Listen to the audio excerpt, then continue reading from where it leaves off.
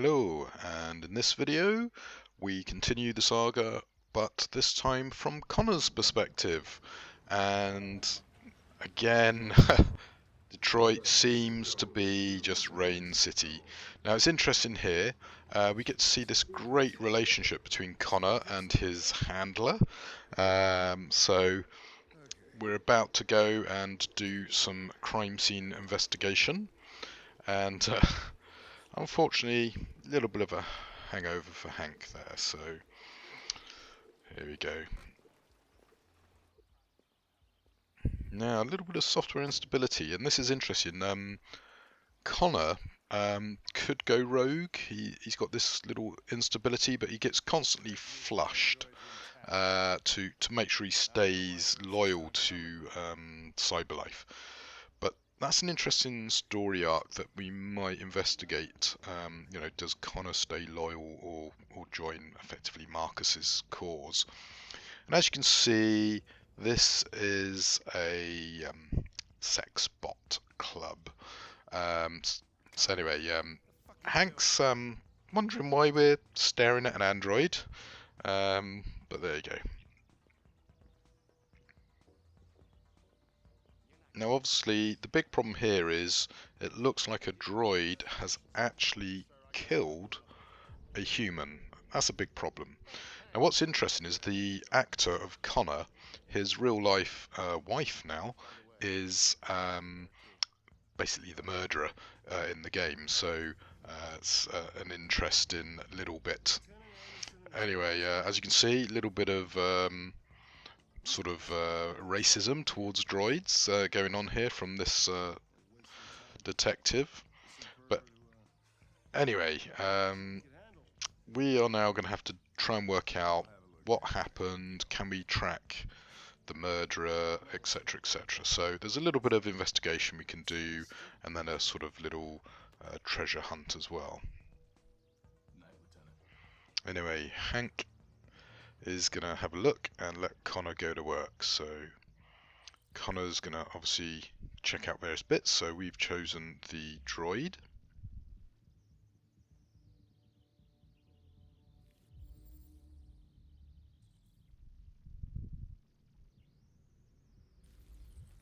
And for whatever reason, this particular droid, oh yeah, yeah, the licking the blood thing really freaks out Hank. So here you go, it's a model 400, we got the serial number, and now we're going to work out what's happened to our human.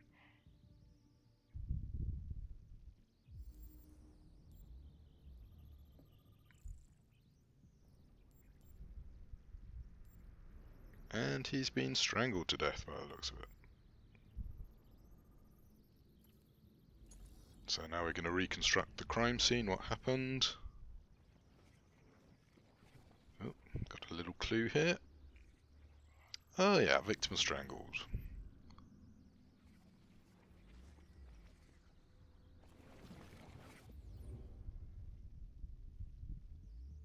He didn't die of a heart attack. He was strangled. Yeah, I saw the bruising on the neck. Doesn't prove anything, though. Could have been rough play. The only way to access its memory is to reactivate it. Think you can do it? It's badly damaged. So, as Connor's discussing here, we are going to reconnect some internal components to reactivate the robot and hopefully get some memories.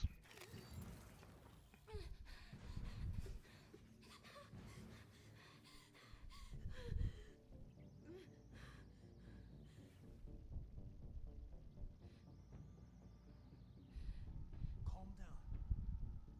Everything's all right. All we want is to know what happened.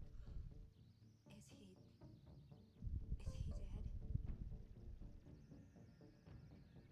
Did you kill him? No. No, it wasn't me. Tell me what happened. He started... So, obviously, what's happened here is this guy's hired these robots, and What else do you remember? he's We basically don't have much time. indulging in some form of fantasy, and it's gone all a bit wrong. You were alone in the room. Was there anyone else with you? Ah, there's a second robot. That's what he said. There was two of us. Where did the other android go? Did it say And unfortunately for us, she's run out of her blue blood. And that's it. She can't give us anything more. So we're going to have a hunt now and see if we can work out where this other android is. Is it still on site? Has it gone? Didn't go outside dressed like that unnoticed. It might still be here. Think you could find a deviant among all the other androids in this place? Deviants aren't easily detected. Shit. There's gotta be some other way. Now again, from a technical point of view, I mean the graphics engine's brilliant. That facial capture, the little tweaks. I mean this game visually is stunning. Now I remember back in the days where, you know, 16 colours on screen and, you know, a resolution of 320 by 240 was amazing. To see how far computers have come in 20, 30 years, it's just incredible. I mean this graphic engine has got to be used in other games. It's just so good. Anyway, Hank's going to have to help us out here because the problem being an android is we don't have fingerprints, so we need to get him to come over and help us activate one of these robots, which is going to be a bit awkward for Hank's expense account, I guess. Excuse me, Lieutenant. You come here a second?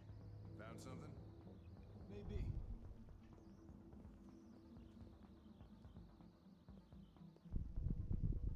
Can you rent this, Traci? For fuck's sake, Connor, we got better things to do. Please, Lieutenant. Just trust me. Hello. A 30-minute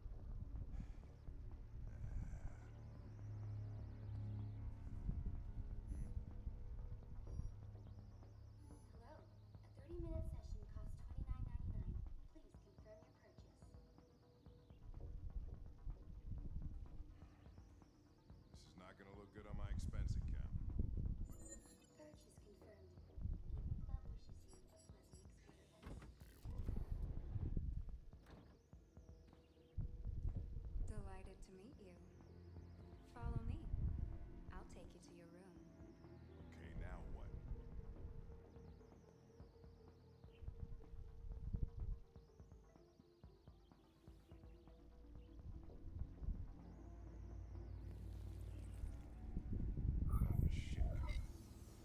What the hell are you doing? So as you can see, it is possible to fail some of these little quick time events, but quite often you get a second chance. So we are now playing back some video, and oh, there you go. That is the murderer, a blue-haired Traci. So I'm not sure why, but all of these robots apparently are called Traci. But there you go. It saw something. What are you talking about? Saw what? The deviant leave the room. A blue-haired Traci. Club policy is to wipe the android's memory every 2 hours. We only have a few minutes if we want to find another witness. So we've now got to scan for potential observers. What am I supposed to do with this one? Tell it you changed your mind. Let's try this one. This better be working.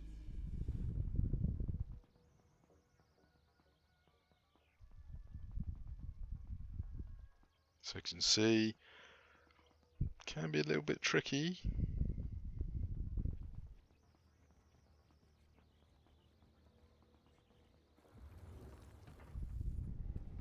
It didn't see anything. I made a mistake somewhere. This has got to be the most expensive investigation of my career. So Hank's in for $90 so far.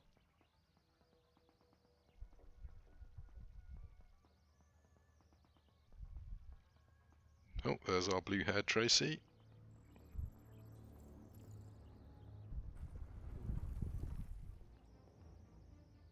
saw the blue-haired Traci. I know which way it went. Then go for it. There are androids everywhere. How are you gonna tell which one saw the Traci with blue hair? I know which direction it took. I just need to find another android on its path. So here we go, should see it going into a corner shortly. There it is. So the red room, which is mostly male robots, so this club is inclusive to any tastes. And yeah. Hank's definitely going to have some explaining to do. Oh, there she is.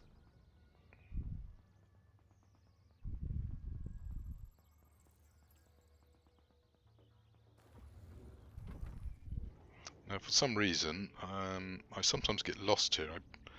I can't remember if on this playthrough I did, but it's quite easy to sort of accidentally lose track of where you're meant to be going.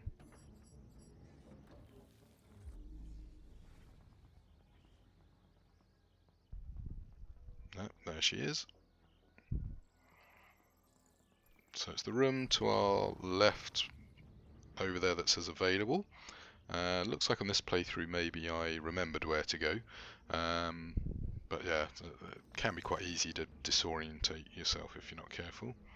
So it left the room, so we need to find someone else who looked for it.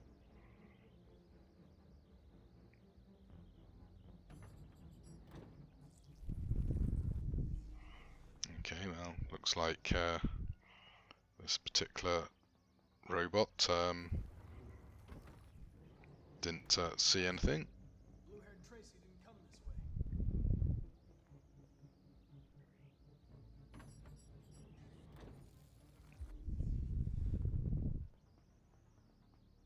She came out of that room, but we didn't see it. I didn't see anything. I made a mistake somewhere. Now, unfortunately, the dialogue here is getting repeated a bit, which is unfortunate. Oh, that was her just going past by the looks of it. And she's gone into the staff room. I know where it went. Follow me. Fucking A, this is crazy. Now, I think, unfortunately, I meant to go in the staff room behind me, so it's like, dope. Yeah, no, I don't think it's in here. Yeah, so this is what I mean, if you're not paying attention, you get lost. So it should be on the right, but for some reason I'm turning left. I had a feeling on this playthrough I, for some reason, had a brain drain. So, just wander around, yeah. Unfortunately, there are two staff rooms, so got to get the right one. Yes, it's this one over here. Hopefully I go in this one. Oh dear. Yeah, I got very confused on this, didn't I?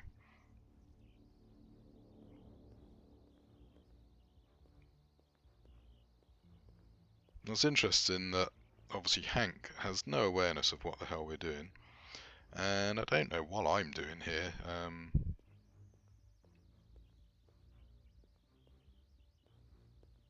Anyway, you get to see the graphics and enjoy a tour of the club. But hopefully, very shortly, I will work out what the hell I'm doing. So yeah, can't go in there.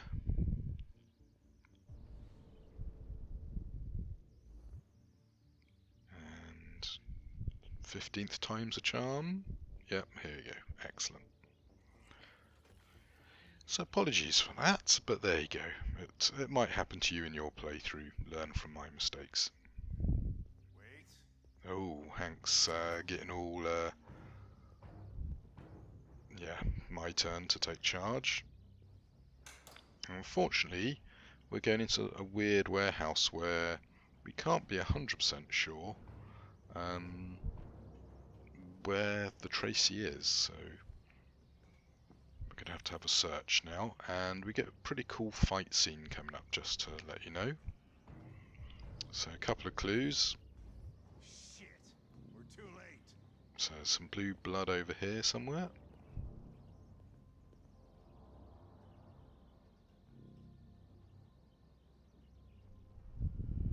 So a number 400. And there's some clues over there as well.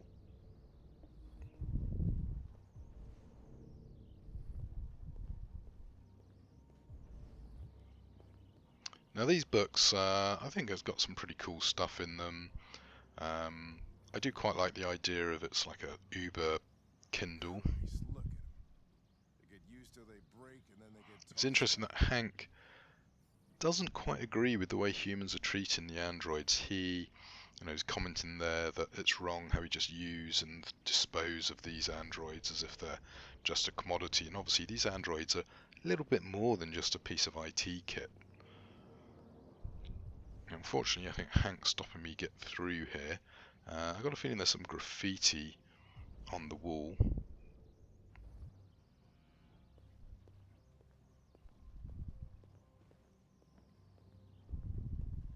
Yeah, so R49 I think it is.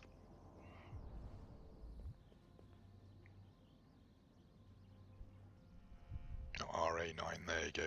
So this is a reference obviously to this rogue AI that started way back and is causing a lot of the deviants.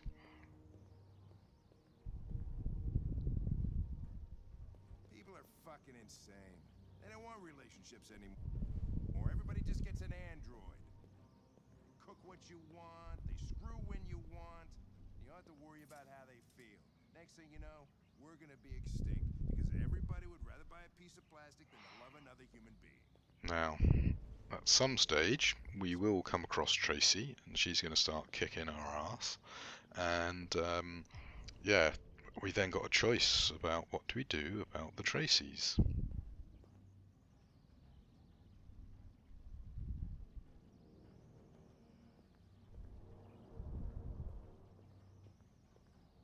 Ah, there she is.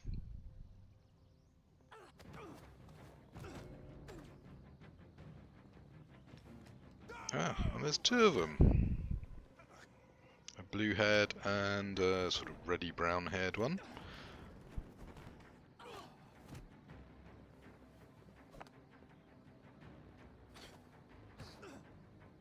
Oh dear, this could be bad.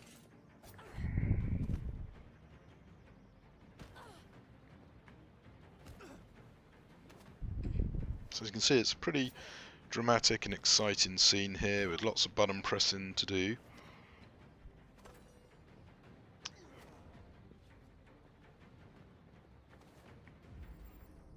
With a couple of different choices as well, so that's good.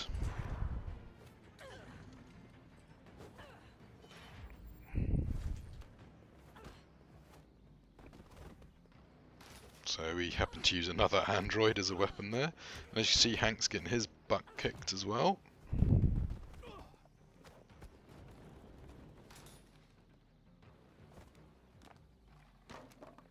And rather interestingly, it looks like the two Tracis are in love with each other.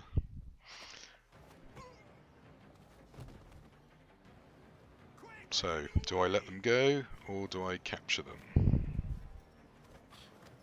As you can see, I chose to catch them, and that gives us another little cool fight scene.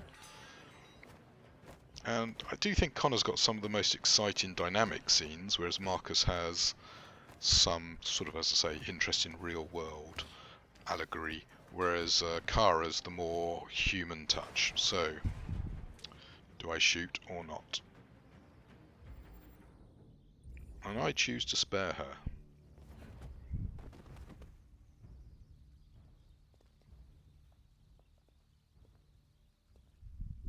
When that man broke the other Traci, I knew I was next. I was so scared. I begged him to stop, but he wouldn't. And so I put my hands around his throat, and I squeezed until he stopped moving. I didn't mean to kill him.